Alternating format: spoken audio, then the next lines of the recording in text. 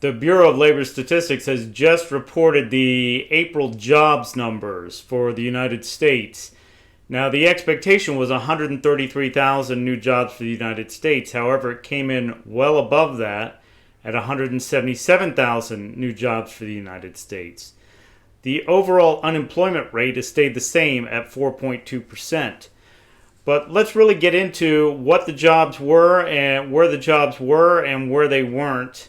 And why did this report defy the expectations?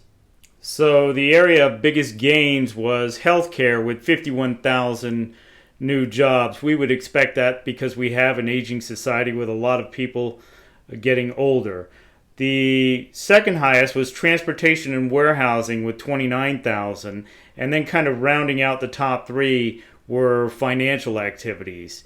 Now, one area where there was a job loss, and I would say a positive job loss, a positive in being a good thing, is 9,000 government workers lost their jobs, or the payrolls for 9,000 government workers were reduced in April.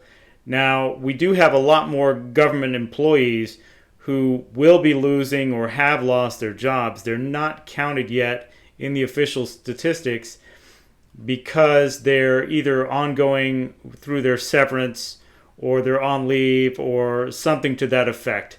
If that's the case, the job losses are not yet counted. So in the future, later this year, we can really expect some major job losses coming from the federal government in the hundreds of thousands, well into the hundreds of thousands, possibly getting close to 1 million by the end of the year.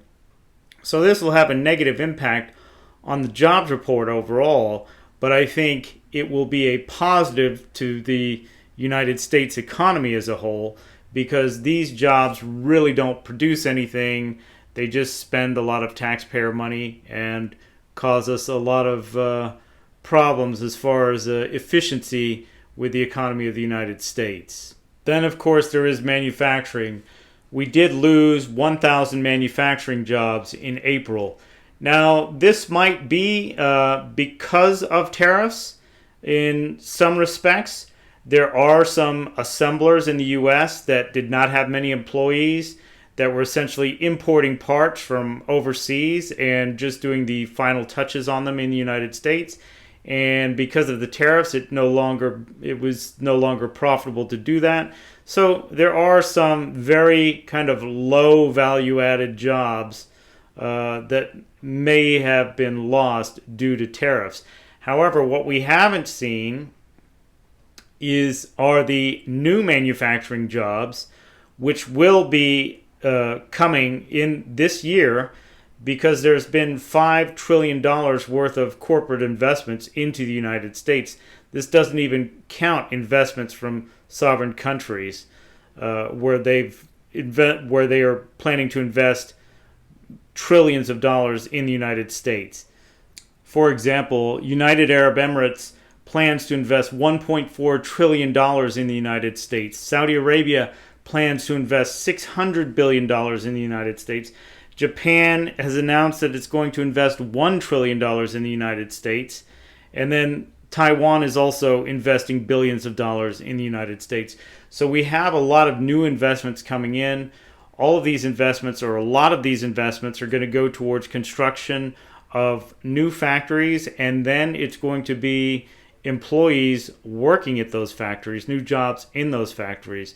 So all of that can't happen right away.